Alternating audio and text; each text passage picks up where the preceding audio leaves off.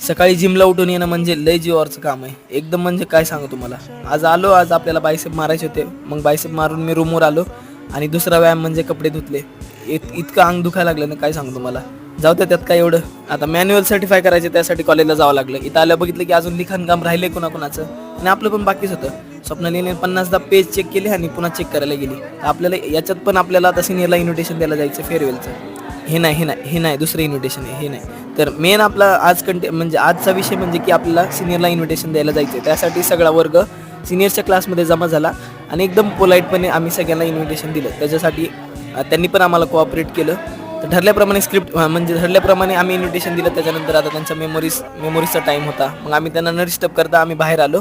तर त्यांनी त्यांच्या जमा केलेल्या आठवणी आम्ही सांभाळून ठेवल्या. त्याच्यानंतर आमचं मॅन्युअल सर्टिफाय केलं. चायला हे कधी चालले आम्हाला काय कळलंच नाही. दिवस एवढे फास्ट निघून जातात, काय सांगू तुम्हाला. झालं 2 दिवसांनी फेअरवेल आणि मग नंतर काय